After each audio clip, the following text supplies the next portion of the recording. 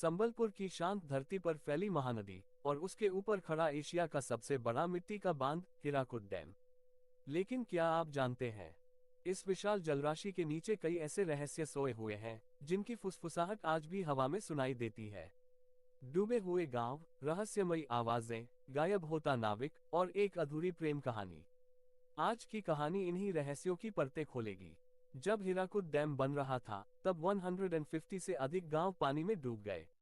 लोग कहते हैं कि आज भी पानी के गहरे तल में कभी कभी पुराने घरों की दीवारें, टूटी छतें और मंदिरों की घंटियां दिखाई देती हैं।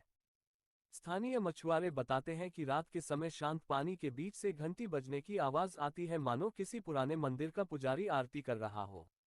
एक बुजुर्ग मछुआरे भुला झरिया की माने तो कभी कभी लगत है का पानी के भीतर कोई बोलत है, हमरा घर वापस कर दा। इतना कहकर वह चुप हो जाते हैं। कहते हैं कि पानी के नीचे एक प्राचीन शिव मंदिर पूरी तरह सुरक्षित खड़ा है। बरसात खत्म होने पर और पानी कम होने पर कभी कभी उसका शिखर पानी से बाहर झलक जाता है। लोग मानते हैं कि वह मंदिर आज भी अपने देवता की रक्षा कर रहा है। किंवदंती है कि जब भी किसी ने उस मंदिर के अंदर जाने की कोशिश की, या तो मौसम अचानक खराब हो गया, या नाव पलट गई, या वह व्यक्ति वापस नहीं आया। पानी के नीचे गूंजती एक आवाज, ये देवभूमि है, लौट जाओ। कहानी की शुरुआत 1970 के दशक से होती है। एक नाविक था, रामू साव। बहुत अनुभवी, बहादुर और पानी का सच्चा दोस्त। लेकिन एक रात पूर्णिमा की चांदनी में रामू ने अपने दोस्त से कहा कि वह डूबे हुए गांव को देखने जाएगा, पानी के नीचे। लोगों ने मना किया, पर रामू बोला, पानी सब राज खोल देत है, बस हिम्मत चाहिए।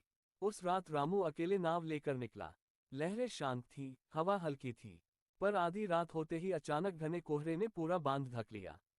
अगली सुबह उसकी नाव किनारे मिली, लेकिन रामू कभी नहीं मिला। कहा जाता है कि कई वर्षों तक जब भी पूर्णिमा की रात होती, लोग पानी के बीच एक छाया देखते, मानो कोई नाव चला रहा हो। स्थानीय लोग आज भी उसे कहते हैं, हीराकुद का खोया हुआ नाविक। डैम के नजदीक रहने वाली एक महिला कमला दीदी ने बताया कि कभी कभी रात के समय पानी के ऊपर पैरों के निशान दिखाई देते हैं, ऐसे मानो कोई पानी की सतह पर चलकर आगे बढ़ रहा हो। जब लोग पास जाते हैं तो निशान गायब हो जाते हैं। कुछ लोग कहते हैं, ये उन लोगों की आत्माएं हैं जिनके घर, जिनकी जमीन, जिनकी यादें इस पानी में दब गईं।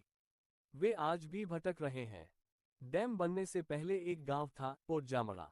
वहीं रहते थे हरीश और राधा, जो एक दूसरे से प्रेम करते थे। डैम निर्माण के समय गांव खाली कराया गया। राधा का परिवार पहले चला गया, हरीश पीछे रह गया।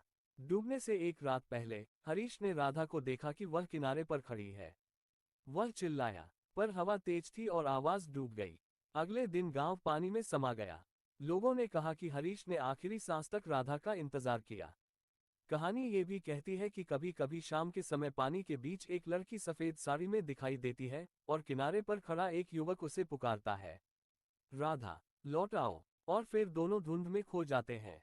डैम बनने के बाद एक अंग्रेज इंजीनियर की डायरी मिली। डायरी में अजीब बातें लिखी थीं। रात को पानी के नीचे रोशनी दिखती है, किसी और युग का गांव चमकता है। मुझे किसी ने पुकारा, पर वहां कोई नहीं था। डायरी का आखिरी पन्ना सबसे डरावना था। अगर कल मैं वापस न लौटूं, तो समझना कि नदी मुझे पहचान गई है। अगले दिन वह इंजीनियर गायब हो गया। आज भी जब रात गहरी होती है, हीराकुद डैम के पानी में हल्की हल्की रोशनी चमकती है। कभी घंटियों की आवाज आती है, कभी कोहरा घिर जाता है, कभी हवा में नाविक की पुकार सुनाई देती है। लोग कहते हैं, पानी कभी अपने रहस्य नहीं भूलता। हीराकुद भी नहीं। वो आज भी अपने सीने में गांवों की यादें, प्रेम की कस्में और खोई हुई आत्माओं की कहानियां छुपाए बैठा है।